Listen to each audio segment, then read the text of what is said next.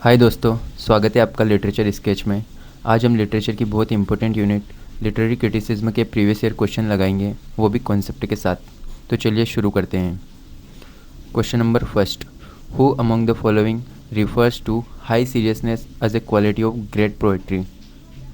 किस क्रिटिक ने कहा था कि ग्रेट पोएट्री में हाई सीरियसनेस होना चाहिए?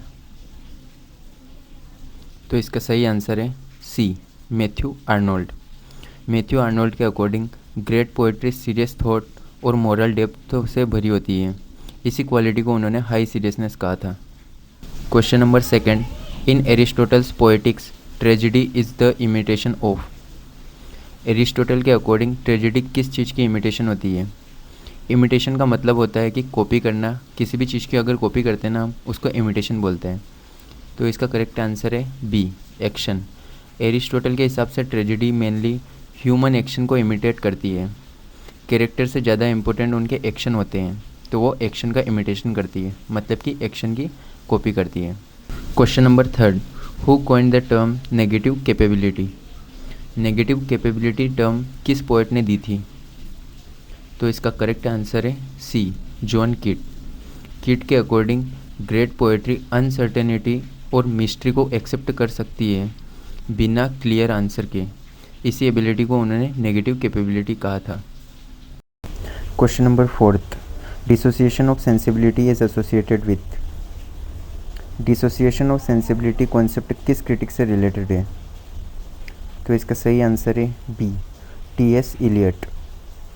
इलियट्स ने कहा था कि बाद के जो पोएट थे उनमें थॉट्स और फीलिंग दोनों अलग अलग हो गई थी, या तो किसी में थॉट्स थे या फिर किसी में फीलिंग्स थी।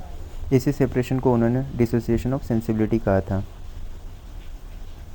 Question number fifth, which work is written by Philip Sydney.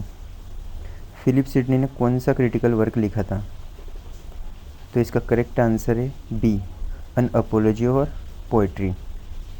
इस बुक में सिडनी ने पोएट्री को डिफेंस किया था और उसकी इम्पोर्टेंस एक्सप्लेन की थी।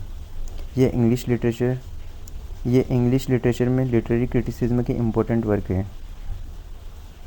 Question number sixth, Plato's objections to poetry are mainly discussed इन।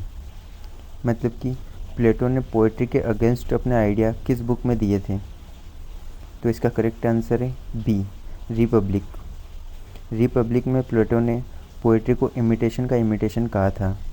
उनके अकॉर्डिंग पोएट्री इमोशंस को मिसलीड कर सकती है। Question number seventh, who defend poetry as the spontaneous overflow of powerful feeling. Poetry को पावरफुल फीलिंग का spontaneous overflow किसने कहा था?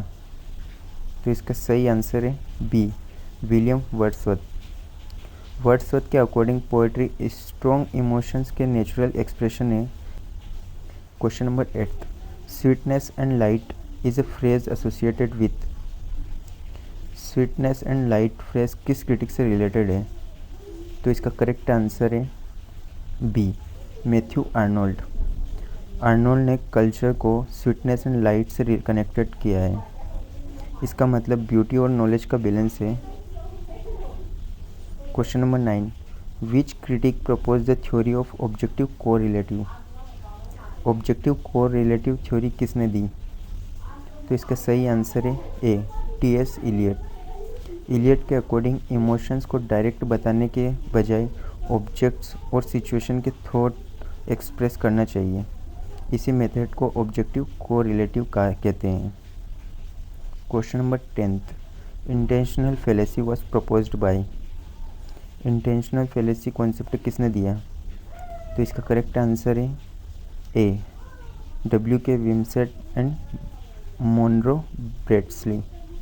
इन क्रिटिक्स ने कहा कि पोएम का मीनिंग ऑथर की इंटेंशन से डिसाइड नहीं होना चाहिए, फोकस सिर्फ टेक्स्ट पर होना चाहिए। Question number 11, who wrote Biographia Literaria. Biographia Literaria किसने लिखी? तो इसका करेक्ट आंसर है Samuel Taylor Coleridge. Answer number C. ये कोलरिज की फेमस क्रिटिकल ऑटोबायोग्राफिकल बुक है।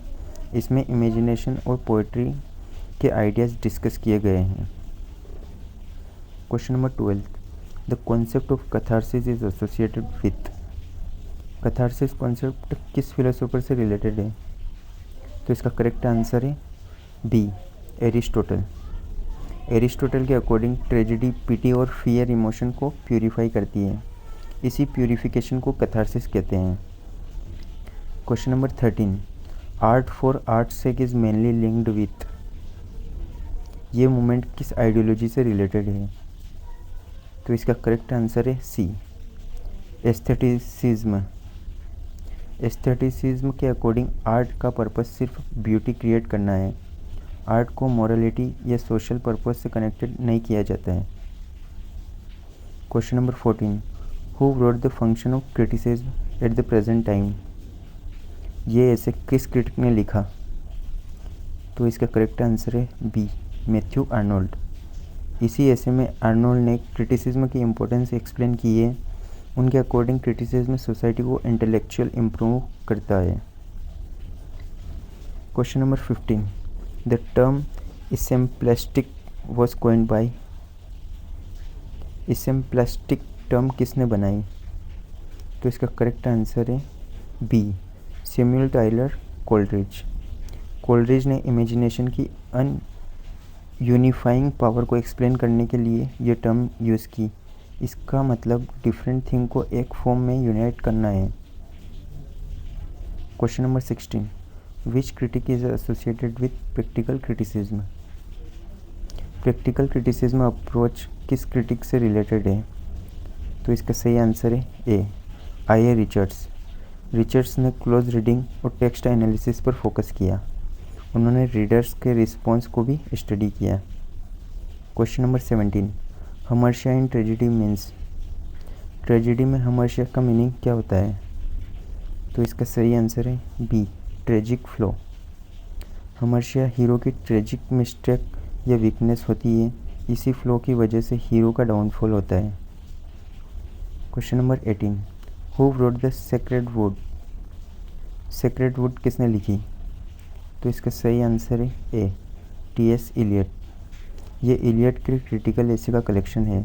इसमें ट्रेडिशन और लिटरेरी क्रिटिसिज्म के आइडियाज़ डिस्कस किए गए हैं। Question number 19, new criticism is mainly concerned with. New criticism किस चीज़ पर फोकस करता है? तो इसका सही आंसर है C, close textual analysis. New criticism text के क्लोज रीडिंग पर फोकस करता है। ऑथर की लाइफ या हिस्टोरिकल बैकग्राउंड पर फोकस नहीं करता है। Question number 20, the death of the author was written by. The death of the author किसने लिखा? तो इसका करेक्ट आंसर है Roland Barthes. Option number C correct है। बार्थे के अकॉर्डिंग टेक्स्ट का मीनिंग सिर्फ ऑथर कंट्रोल नहीं करता, रीडर भी मीनिंग क्रिएट करता है। रीडर भी मीनिंग क्रिएट करने में इम्पोर्टेंट रोल निभाता है। तो ये थे लिटरेरी क्रिटिसिज्म के ऊपर कुछ इम्पोर्टेंट प्रीवियस ईयर क्वेश्चन। अगर आपको हमारा वीडियो पसंद आया हो तो इसे लाइक करें और हमारे चैनल को सब्सक्राइब करें। धन्यवाद।